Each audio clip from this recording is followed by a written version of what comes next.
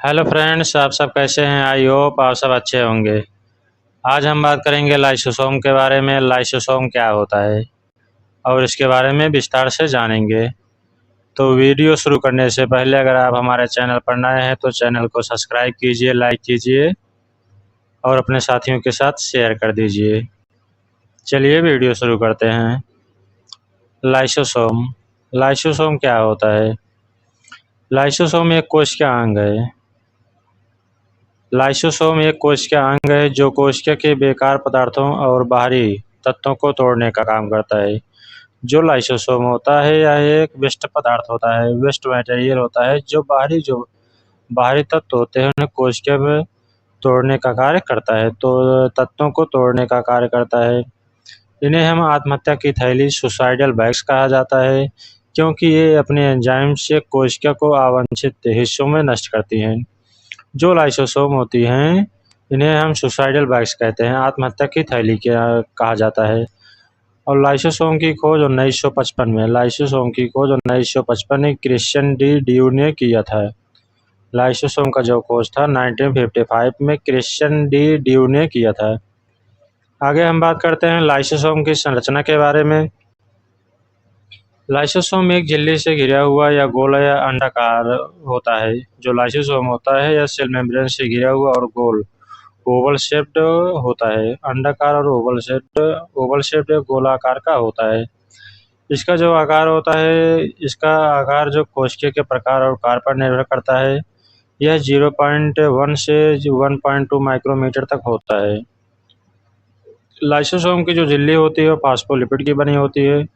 जो लाइसोसोम की झिल्ली होती है वो फास्फोलिपिड की बनी होती है, जो इसके अंदर के एंजाइम्स को कोशिका के अन्य हिस्सों में अलग रखती है। जो एंजाइम्स की जो अन्य कोशिका होते हैं कोशिकाओं के से इसे अन्य हिस्सों में अलग बनाए रखने में मदद करती हैं।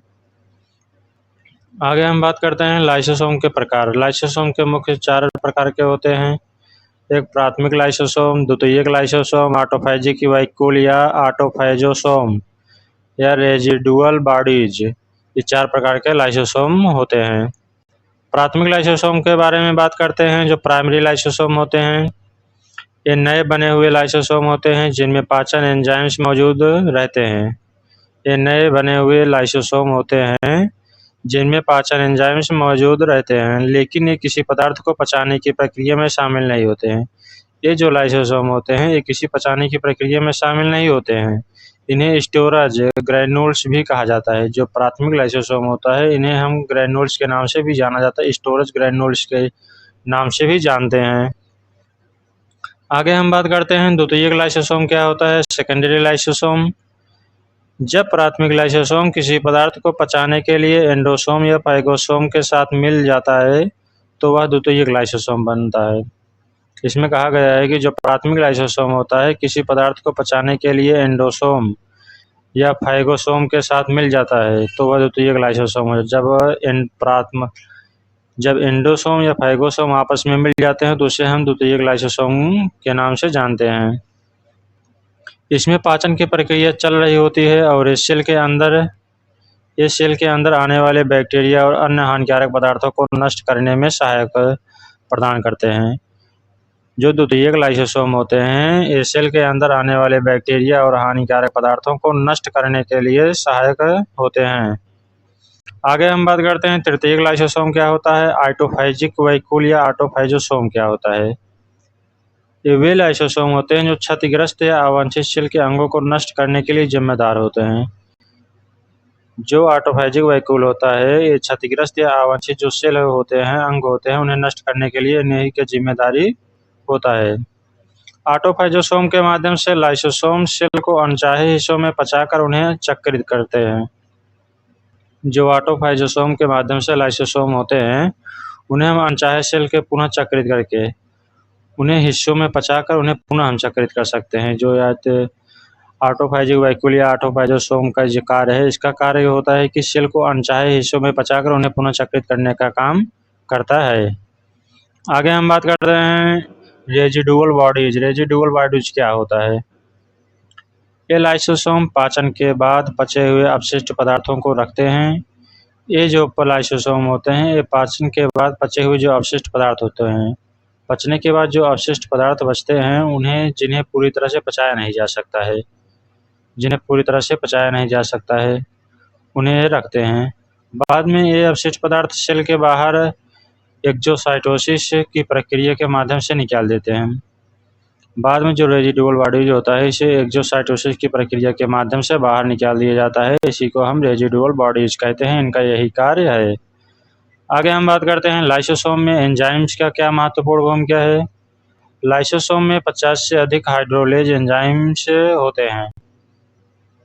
जो लाइसोसोम होते हैं, लाइसोसोम में 50 से अधिक हाइड्रोलेज एंजाइम होते हैं जो प्रोटीन, न्यूक्लिक एसिड, लिपिड और कार्बोहाइड्रेट को तोड़ते हैं। लाइसोसोम में 50 से अधिक हाइड्रोलेज एंजाइम उपस्थित होते हैं जो प्रोटीन, न्यूक्लिक एसिड और लिपिड और कार्बोहाइड्रेट में तोड़ने का काम करते हैं। ये एंजाइम्स अम्लीय वातावरण में पीएच मान 4.5 के आसपास होता है। इनका जो पीएच मान होता है वह 4.5 के आसपास होता है में कार्य करता है। आगे बात करते हैं आम एंजाइम्स जो होते हैं प्रोटीन, लाइपेज या न्यूक्लियेज और कार्बोहाइड्रेट। आम एंजाइम से लाइपेज, प्रोटीन से लाइपेज और एंजाइम्स न्यूक्लियेज और कार्बोहाइड्रेट होते हैं। इनके अलावा ये भी कार्य में सहायक होते हैं। आगे हम बात करते हैं लाइसोसोम के कार्य के बारे में। फंक्शन ऑफ द लाइसोसोम, इनके प्रमुख कार्य क्या हैं। लाइसोसोम जो होते हैं कोशिका के भीतर पाए जाते हैं। ये कोशिका के भीतर के अणुओं को तोड़ते हैं। इनका जो फंक्शन होता है ये कोशिका के भीतर जो अणु होते हैं उन्हें तोड़ने का कार्य करते हैं, जिनका उपयोग कोशिका की आवश्यकता के अनुसार होता है। जिनका उपयोग जो होता है कोशिका की आवश्यकता के अनुसार होता है। ऑटोफैजी, ये क्षतिग्रस्त कोशिकीय अंगों में और प्रोटीन को पुनः चक्रित करते हैं।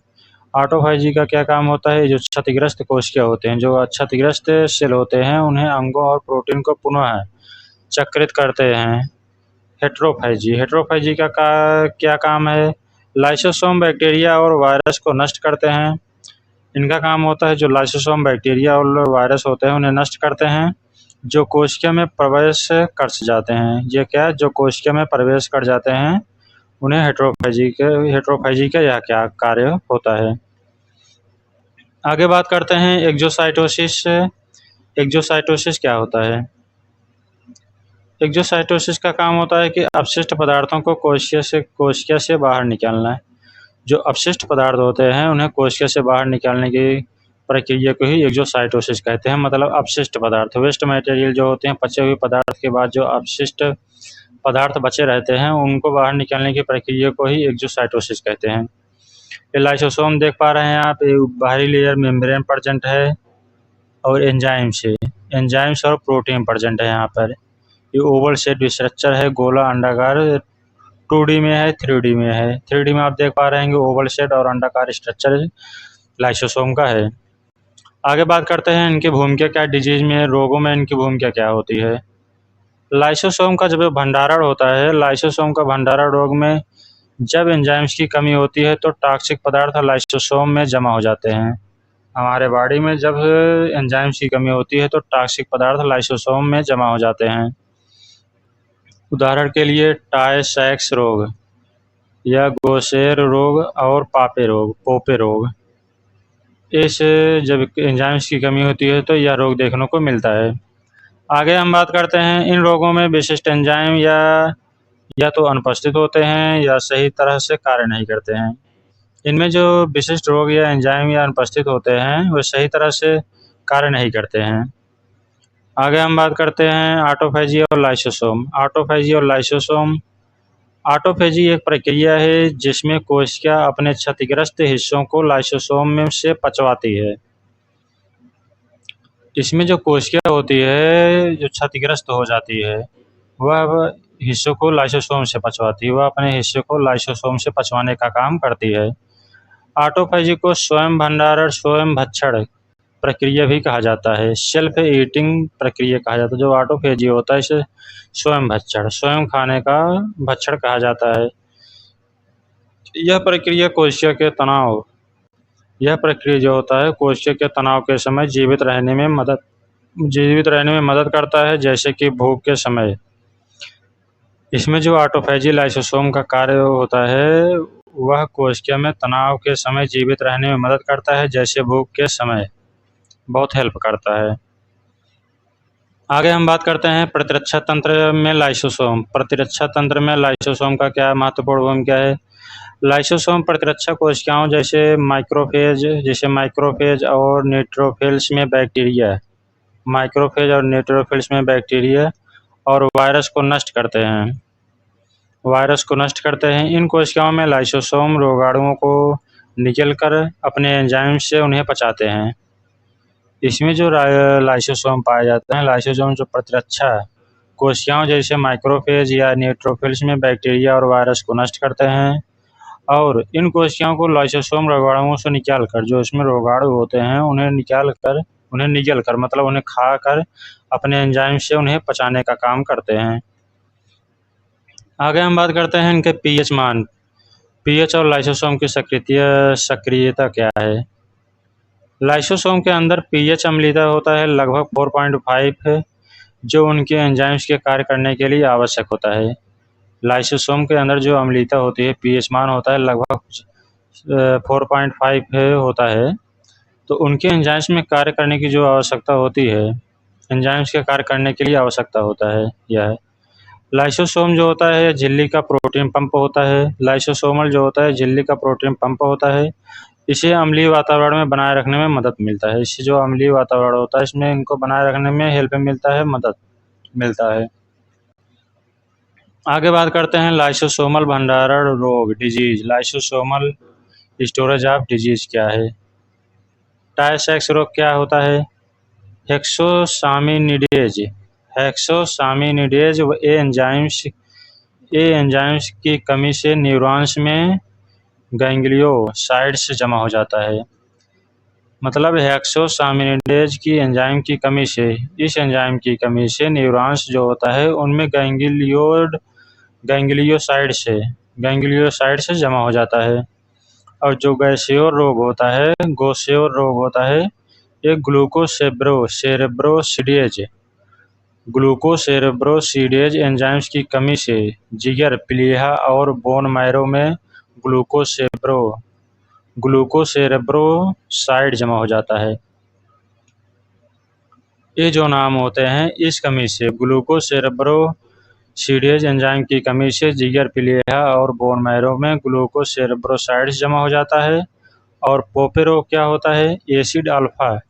एसिड अल्फा ग्लूकोसिडेज एंजाइम की कमी से ग्लाइकोजन मांसपेशियों में जमा हो जाता है। जब लाइसोसोम का भंडारण ज़्यादा हो जाएगा तो पोपे रोग का क्या काम होता है? तो इसमें एसिड अल्फा ग्लाइकोजन एंजाइम्स की कमी हो जाती है और ग्लाइकोजन मांसपेशियों में जमा हो जाता है। यही रोग होता है। आगे हम बात करते हैं कोशिकीय स्वास्थ्य में लाइसोसोम का महत्व क्या है। कोशिकीय स्वास्थ्य में लाइसोसोम का महत्व की भूमिका क्या है? लाइसोसोम क्षतिग्रस्त कोशिकीय अंगों और प्रोटीन के निकालते हैं जो कोशिका के लिए विषैले हो सकते हैं। इसमें जो क्षतिग्रस्त कोशिकीय लाइसोसोम होते हैं, कोशिकीय अंगों को, प्रोटीन को निकालते हैं और जो कोशिका के लिए विषैले हो सकते हैं। ये कोशिका के पुनरुद्धार में सहायता करते हैं और उम्र बढ़ाने की प्रक्रिया को धीमा कर देते हैं। जो उम्र बढ़ने की प्रक्रिया होती है उन्हें डिक्रीज कर देते हैं। आगे हम बात करते हैं पादप कोशिकाओं में लाइसोसोम। पादप कोशिकाओं में लाइसोसोम की क्या भूमिका होती है? पादप कोशिकाओं में लाइसोसोम के समान संरचना होती है जिन्हें वैक्यूल कहते हैं। पादप कोशिकाओं में लाइसोसोम के समान संरचना होती है जिन्हें हम वैक्यूल कहते हैं। ये वैक्यूल कोशिका का अपशिष्ट पदार्थ और विषैले तत्वों को संचित करते हैं और पोषक तत्वों को पुनः चक्रित करते हैं। ये जो वैक्यूल होते हैं कोशिका का अपशिष्ट पदार्थ और विषैले तत्वों को संचित करने का काम करते हैं और पोषक तत्व जो होते हैं इनमें पाए जाते हैं उन्हें पुनः चक्रित करने में सहायता करते हैं। आगे हम बात करते हैं, तो दोस्तों वीडियो यहीं पर समाप्त होता है। आप सबको वीडियो कैसा लगा कमेंट में ज़रूर बताइएगा। आप सबकी कोई राय हो तो कमेंट में बता दीजिए।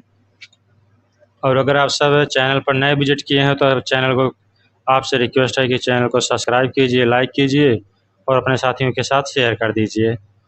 मिलते हैं किसी नए वीडियो के साथ, तब तक के लिए धन्यवाद।